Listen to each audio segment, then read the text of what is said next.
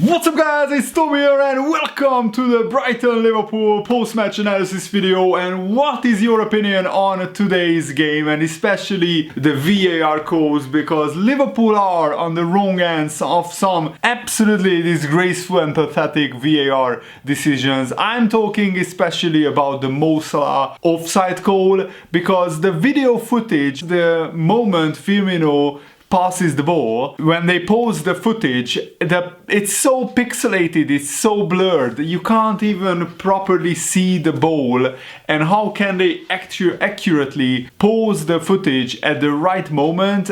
They can't. And that's why these marginal calls where the line is not drawn at the defender's left shoulder or left hip, it is drawn onto his right foot, which is, I think, further away. And they are just making up these VAR calls to actually, I think, get the Premier League to be closer, because it's really bad business for Sky and BT Sport if again Liverpool runs away with the Premier League title once again, just like last season. So they want to make Liverpool drop too many points, so there will be a title race up until the last week of the season. It's pretty obvious at this point that they are making these VAR calls as they go along, as they like, and I don't really like how it's ruining the game of football that we all love and watch. And honestly, when you celebrate a goal, that's the moment that you watch football for. That's the moment that's like an incredible rush of adrenaline that flows through your body, and VAR is taking that away. That is the best part of football. When Salah scored that goal, I was celebrating like crazy, and then we have to wait 3 or 4 minutes and VAR disallows that for like a toenail. Offside was created for clear and obvious advantage of the striker when he is clearly ahead of the defender, like Mane was clearly ahead of the defenders for Liverpool's second disallowed offside goal. I have no problem with that decision. That was the correct decision. But also let's talk about the penalty that was given to Brighton. The first penalty wasn't, I have no complaints with that. Neco Williams made a bad decision, a naive decision. He's just a 19-year-old, pretty much still a kid, very inexperienced. So he makes a rash tackle and fouls the Brighton player. No problem with that. That's why VAR was introduced, that they check it, it's a penalty. And Mopey flops his penalty like crazy. He doesn't even hit the target. Liverpool got lucky in that moment. And by the way, let me say it first, that Brighton probably deserved the point on the balance of play. They had some good chances, they played good football, and Brighton are a really solid team. They were robbed earlier this season by a VAR call where Man United got a penalty after the referee blew the final whistle. And this time probably VAR gives something back to Brighton in the shape of the second penalty, which I think in normal time not one person thinks it's a penalty. And also imagine if that was Mo Salah. Imagine if Salah sticks his leg in, gets kicked, takes couple of steps and then falls over. But because it's Danny Welbeck and he's English, the media won't be up in arms about that. But if it was Mo Salah, a foreign player who the media don't really like, then you would have so many articles by the Daily Mail and others criticizing Mo Salah, how he's play acting, milking the situation. But if it's Harry Kane, if it's Danny Welbeck, then you don't hear anything from the media, and that's really, I don't really like that. I think it's disgusting, and it's probably racist as well. But Danny Welbeck is very clever, because he sees Andy Robertson is about to clear the ball, and Danny Welbeck has no chance of winning the ball there. He just flicks the ball like this, and it's a millisecond after he flicks the ball, Andy Robertson makes contact with his foot. And of course, if you watch that 3 times in slow motion from all angles on a pitch side monitor, it looks like a penalty. But my point here is that this is not football anymore. This is really like watching slow motion replays on a pitch side monitor.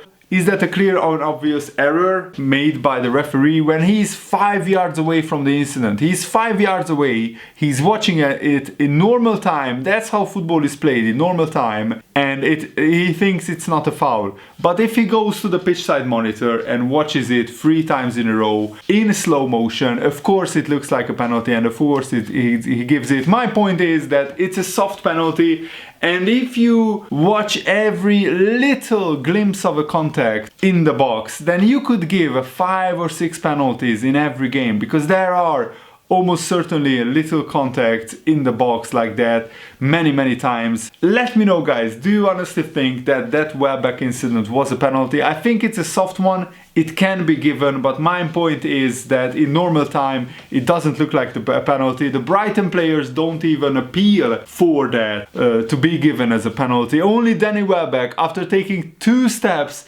and falling over, that's the only instance where he's looking at the referee. So I think probably only Danny Welbeck appealed for that penalty. Let's talk about Diogo Jota, who now has 8 goals in 8 games. He's in red hot form, absolutely scintillating. Diogo Jota is the most informed player by Liverpool, but Liverpool are decimated by injuries, and that's a big worry. Nathaniel Phillips had to play today, Neco Williams had to play. Williams made he didn't make a good performance, he gave away the penalty, and he was substituted at halftime. Jordan Henderson came on, Liverpool looked more assured, more calm on the ball, and we had periods in the second half where we dominated the game, and we really should have scored more goals. And I mean, Liverpool scored 3 goals today and only 1 was given. And I think the Mane goal is offside, but the Salah goal should have been given as level. I think the offside rule is that if a player is level with another player, then it's onside and it should be given. And if you have to draw lines on your toenail of the player,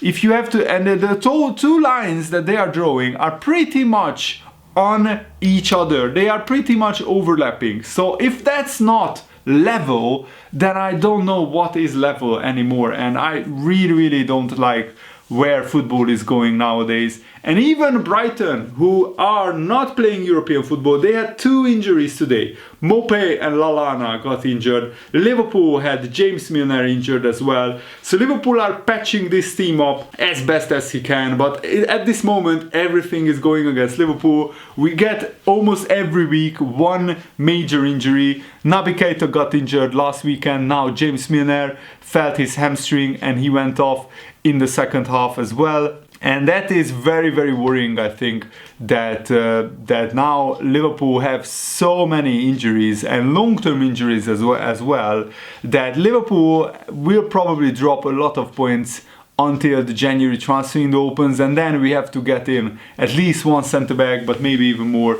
Jurgen Klopp was absolutely furious with the referee, by the way. He went over to talk to the referee and the linesman, and he was gesticulating to him that it was a minuscule of a touch that Danny Welbeck got on the ball before Robertson kicks it. And honestly, it's no fault of Andy Robertson, because you cannot possibly react that fast to something that is happening a millisecond before you are about to kick the ball. So it's the harshest of penalties, in my opinion, that Liverpool conceded in the 92nd minute. And I just really am disappointed that this is now ruining many people's enjoyment of football. Football is about enjoyment. We watch this beautiful game to be entertained, to have moments of joy felt. And VAR is taking that joy, sucking it out of the game. And I'm now firmly against VAR because the referees in England, how they are implementing it. In Europe and in the Champions League, VAR is not a problem because the referees there are not incompetent, blind morons who can't even draw the lines at the right part of the body of the defender. I just had it off. I don't want to rant anymore. I could rant for another 20 minutes about VAR, but I want to stop because it's not good for my mental health, and you guys probably had enough of my ranting. Anyway, let me know what did you think of the game in the comments below, and thanks for watching, guys. Hope you enjoyed this. Have a nice day. See you later. Goodbye.